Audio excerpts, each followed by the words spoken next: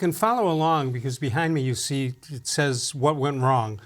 You can see that. So we're going to take a look at a couple of things. We're going to see what went wrong with the Indians. Let's start with this. Here you have, seemed like a good idea, right? Get some veteran guys. You got Cargo, and whose name I loved, and you've got Hanley-Ramirez, but look what they did. Virtually nothing.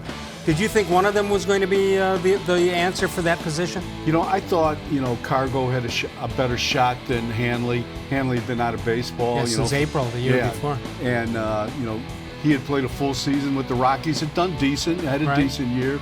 But I think when you get older, when you get 30, 32, 33, and you miss all the spring training, it catches up to you. It does. And the Cubs just called him up today. And he had no power at all. No power.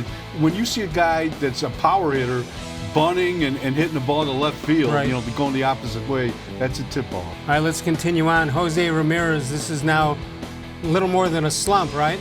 Yeah, I mean, this has started in the middle of August last year. He went 0 for 11 in the ALDS, and I thought he looked good in spring training. He didn't have a great spring, but I thought he looked decent. But he's been in the tank since the opening day. And clogging up the top part of the order, too. Yeah, and I think teams have stopped throwing him fastballs in the strike zone. Right. And whenever he sees a fastball, it's out here or it's down and slow, and he's swinging out of his shoes at it. No question and he's popping the ball up. Well, 44 hits and 214 at bats, 206 batting average, only 4 homers and 17 RBIs, 38 strikeouts in those 214 at bats. All right, we continue on.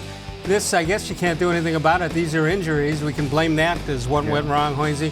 Kluber, the big one, Tyler Naquin, Bradley-Zimmer, Mike-Clevinger, Danny-Salazar, and most recently Dan-Otero. Yeah, and I think, Jeffrey Rodriguez is probably going to go on the DL tomorrow. With what? With a strained lat. And I know he didn't have a great record, but I liked the way he pitched. He did, but he had trouble going past 4 innings. Yeah, and so he's got this strained lat. He came out of his start against the White Sox early, and I would not be surprised if he goes on the injured list. So here's a bad combination. The Indians playing as poorly as they have, and these guys, the Minnesota Twins, playing totally out of their heads. And we'll take a look at their record right now, and we'll see that their success is combined with the Indians' injuries. So here you have the comparison. And of course, everybody said, well, the Indians are favored. Look how bad the division is. Well, it's Minnesota that's making it a pretty good division. 11-3 for the Twins in the division. The Indians just 8-13. One of the reasons is Chicago. They owned Chicago last year. Can't do a thing against them this year. And batting average, the Indians at 226 and Minnesota 275. How about this? 109 home runs versus 61. Yeah, I think they lead the big leagues in home runs. They're on pace to hit like 327 home runs, set the all-time record. The Yankees set it with 267 last year. The Twins are going to blow by that if they keep going like this.